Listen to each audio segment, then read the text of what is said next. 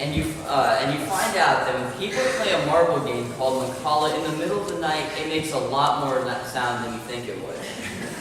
And I won't say that the luxury accommodations wouldn't be nice, but I will say that living next to other people for a week, you learn something about respect, acceptance, and bonding. Thank you, Saugatuck, for this mission trip, just exactly as it was.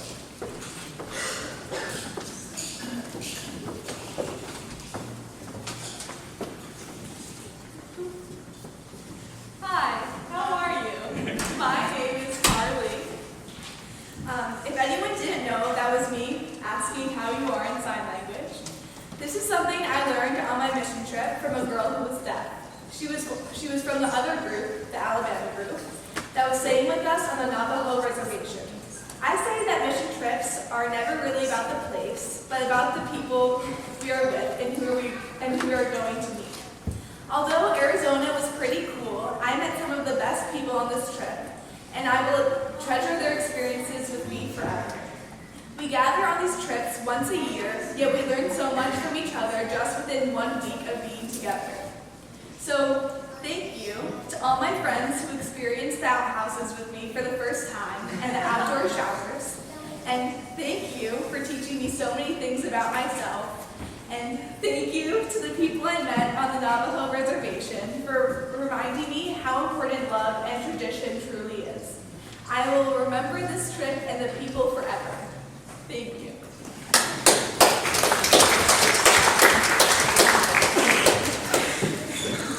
Hi, my name is Theo, and this was my second trip. And when you go on one of these trips, you begin to notice things. Like you notice how sometimes some jobs are more of a challenge than others. Like shoveling gravel. Heavy gravel all day. But then you notice that at the end of the week, when there's still more gravel to be shoveled, there's always kids on the trip ready to volunteer to do that work. And okay, to be honest, I didn't notice that the gravel got any lighter when those people joined. But I noticed that somehow, instead, our group became stronger together. Thank you, Saugatuck, for all the things you helped me notice.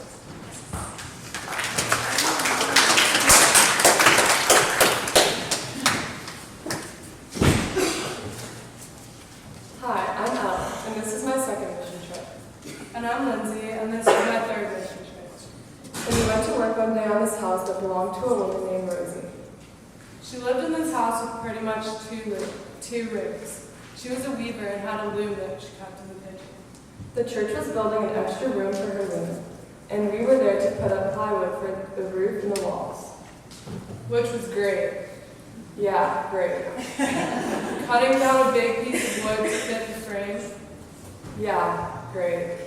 Then carrying it over. Great, really. Then screwing it in place. Really, okay, seriously. It was kind of great because we got to do a lot of stuff that we don't usually get to do. And we were helping somebody too. But it got really great. So much greater when Rosie's granddaughter got home from school. Elena was in kindergarten or first grade, and she didn't talk a lot.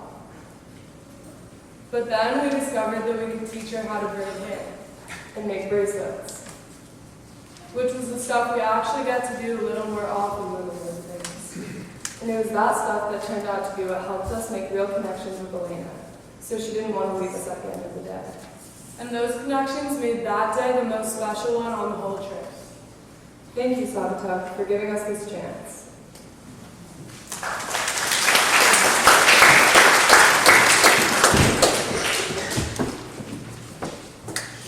Hi, I'm Lenora, and this is my second mission trip. One thing you hear on these mission trips is that you shouldn't really get too close to the dogs in the area because, they're kind of wild and you don't really know where they've been. And of course, I completely understand. So the 4 dogs at the church were Roscoe, Anna, Bear, Cola, and a few more. Roscoe was my favorite and always was with his son Bear. One night we headed out to one of the nearby overlooks to watch the sunset, and I noticed that Roscoe was following us. I tried to say, "No, Roscoe, you can't," but no matter how very, oh so very hard I tried to keep him away, he just kept trying to follow us. So what could I do? Okay, I didn't try at all, but Roscoe and Bear followed us all the way to these overlooks and then sat with us as we watched the most incredible sunsets over the canyons below. They were pretty dirty, but I don't think any of us minded. I don't know if I told you this, but I really like dogs and sunsets. Thank you, Scott.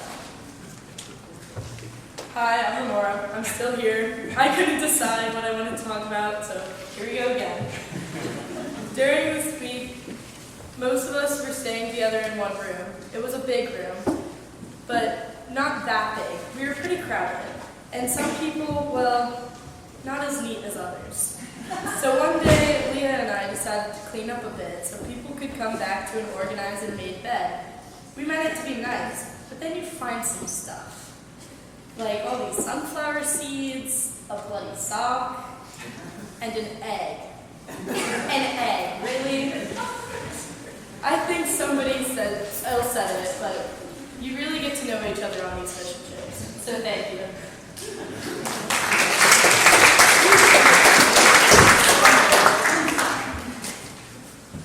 Hi, my name is Luke, and I'd just like to tell you all about my individual experience. So this was my first mission trip this summer, and I decided to bring my guitar to Arizona with me. And every single morning at 6 a.m., I would go outside before everybody woke up and just play my guitar and have my little peace of mind and just kind of think about how I was all the way across the country and didn't have to worry about anything. And it's really interesting because out there when you're with all these people and you kind of think about how much more fortunate you are than all of them, it's like you're not worrying about yourself because your worries are at home, and you kind of just take a step back and get to worry about everybody else for a change, what they're going through and what they're experiencing. And having that little peace of mind in the morning was really nice because it was just beautiful, and just getting to absorb all the environment and take everything in was great. But being able to take in the culture a little bit too and take that home with me and kind of apply it to my life back home was amazing too. It's helped me just keep my calm a little bit and be a better person in a way. So I'm very thankful that I got to go on this trip. While we were attempting to mold the dough, we were all talking and getting pointers from the Navajo people. I love talking to those people in the kitchen. The hardest part of making the tacos was definitely frying the dough. Once we had thinned the dough out, we had to carefully place it into a huge pan of hot oil. This is where Millen and a few others had some trouble. In my defense, in the congested hot kitchen, it was difficult to keep a steady hand while placing the dough into the pan. Yeah, that's true, but weren't those Navajo tacos just amazing? Yeah, they really were. The finished product turned into more like a pizza, with the fried dough as the base, and beans, cheese, salsa, lettuce, rice, and sour cream. It was great. Since Thursday was our last work day, the Navajo tacos were just what we needed to recover from the week while spending time with the wonderful members of the church.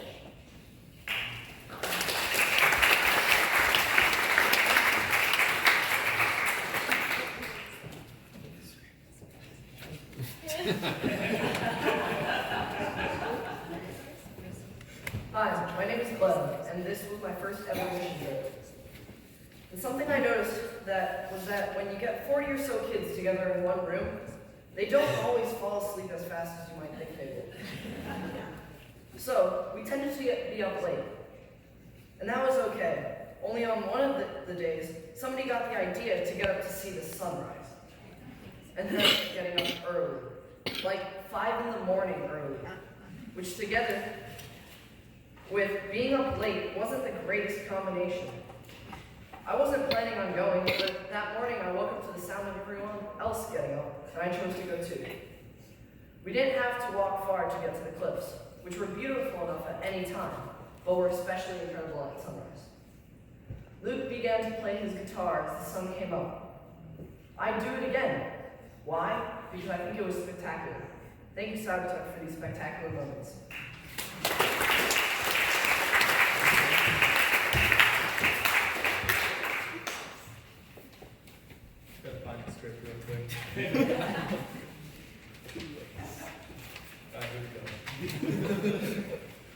Hi, I'm Rashil, and this is my second mission trip.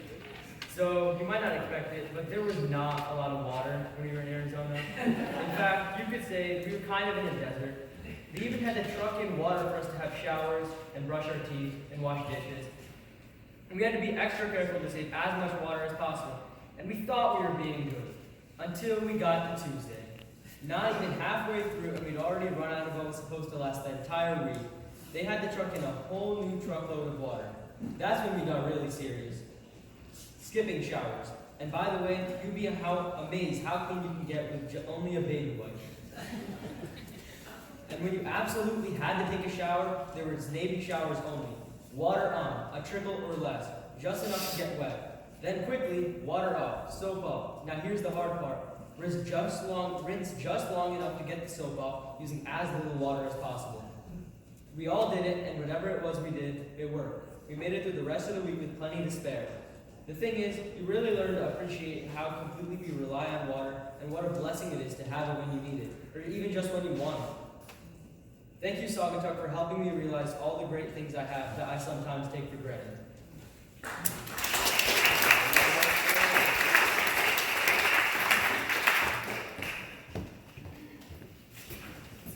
Sorry,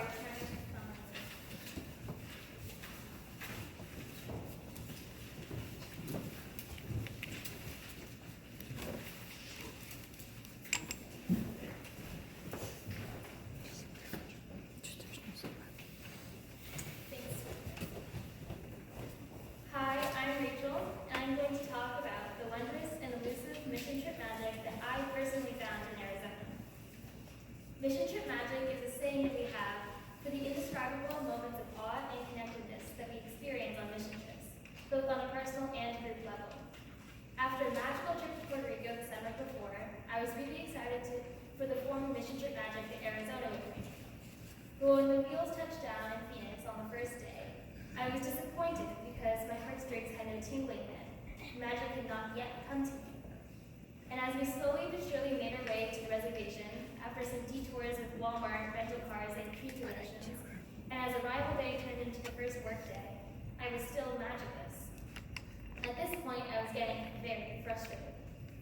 So about midway through the week, I commiserated with a new friend. What gives, I asked in desperation. We've been here for 3 days, and I've still not found a mission trip magic. Is there something wrong with me? But then I realized I was confiding my disappointment in a new friend. I was sharing something personal with someone who I wouldn't have been able to pick out of a lineup just 4 days prior. I had made a new friend, and this new friend was actually invested in my woes. This was the definition of mission trip magic. So the following day, I made a point to look out for all of the conversations that would never have happened before the trip. Talking to incoming freshmen about their transition into high school, borrowing purple cream from someone who I've known since middle school but I never really talked to, and being taught how to braid a friendship bracelet by a new friend. My mission trip magic had not been hiding, but had actually been very active. It was inside each and every conversation that was a direct result of the trip.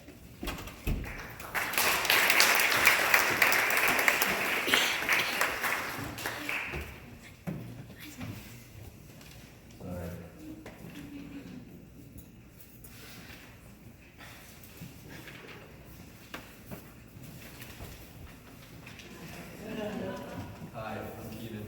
And I'm Sachin, and this is our second mission trip. When the options of where we could go for this year's mission trip were given to us, something that stuck out about Arizona was how close it was to the Grand Canyon. And then we learned that we would be spending a whole day there. After days of hole digging, cramped sleeping conditions, and Navy showers, we were all more than excited to see the Grand Canyon. And while the day trip was nothing like we expected, it's safe to say that we all had an incredible experience. When we got to the canyon, the upperclassmen were approached by the chaperones. They were scared.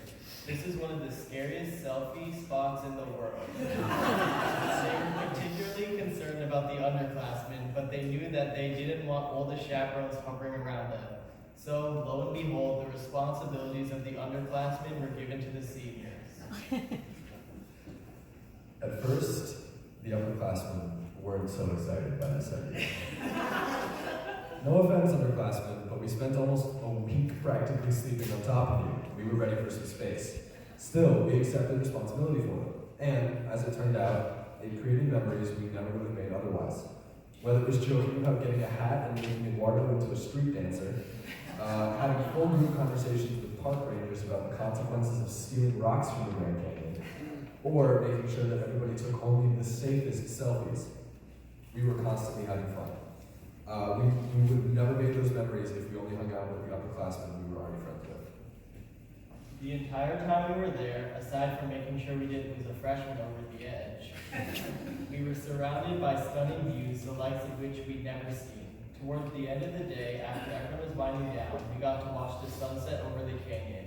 For those few minutes that we stared out over the edge, everyone just stood together and appreciated the beauty. In this moment, everyone came together.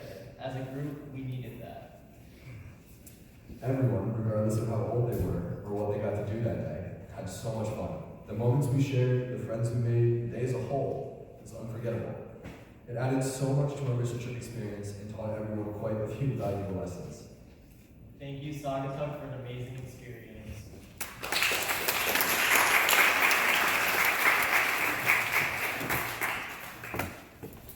Hi, I'm Lily, and I'm going to be reading as Maisie because she unfortunately could not be here today.